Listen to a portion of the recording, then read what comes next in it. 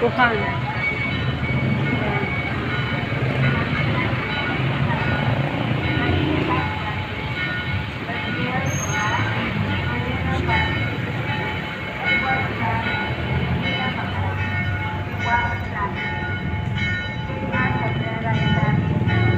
8 o'clock nag-umpisa yung simbang gabi guys dito.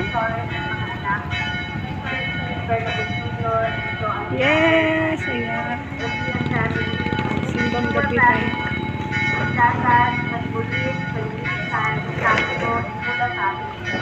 Ang John family, Dami family, Pinalaw family, Charles family, Macardo family, Dennis Palacan family, Dave Bernard Alan, nagre-ready na sila. Wayne Ramos, Alexander Pagones Jr. and family, Mr. and Mrs. Luan Perez and family, Reyes family, Gutierrez family, Bustamante and Palomera family.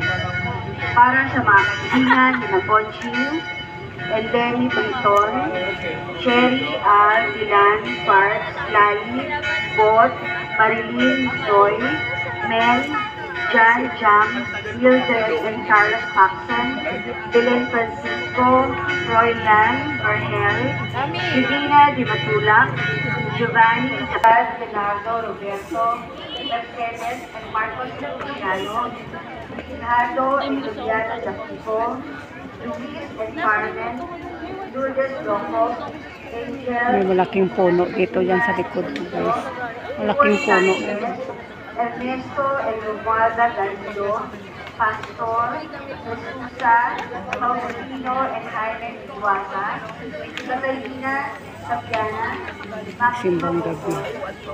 Alas 8 ng gabi yan. Ricardo Pompeo, Jose Maria, Pavilla, Dominador Carrera, Rundo Pangaliban, Alexandro Soldado, Rosemary Panadero, Maria Luz, Domínguez, Jesus, Dulden, Doteo Valeros, Benita Adona, Jose Senior, and Denisa Gutierrez, Diosdado, Salud, Julio and Gregoria, Paguli Jr., Faye and Pablo Cruz, Estolia Cruz, Victorio Aluti, Nicanor Concepcion, Juanito Senior, Abaygal, Mateo Vergara Jr., Servanto and Loreto Arellano, Nelda Romero, Esther Baduria, Lolita Ramirez, Jose Martinez,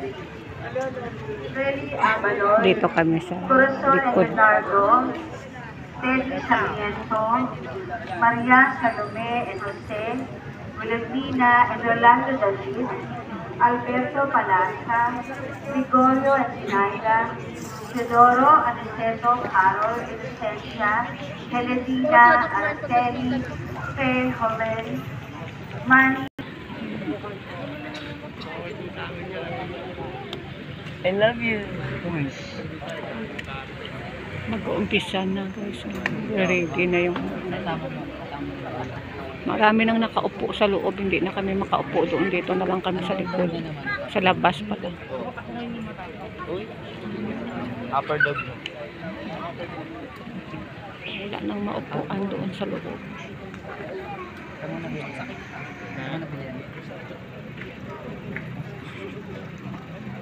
Masok pa ako.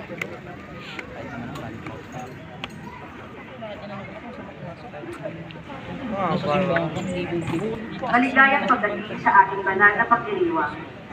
Tayo po ay nasa ika-4 na araw ng nobinaryo ng simbang gabi. Ang ating punong tagapagdiwang ay si Father Conrad. Habang nag-aalay ang paring si Zacarias ng hais sa templo, dumating sa kanya ang pambihirang balita na magkakaroon siya ng anak na lalaki. Juan ang pangalan ng kanyang magiging anak, na ang kahulugay mapagpala ang Diyos. Si Juan ang tinakdang maghahanda ng daraanan ng Panginoon. Magalak tayo at matuwa sa biyaya ni Juan, sapagkat ang kaligtasan ay tunay ngayong nalalapit na darating na. Magtayo na po ang lahat at sumabay sa koro sa pambungad na awit.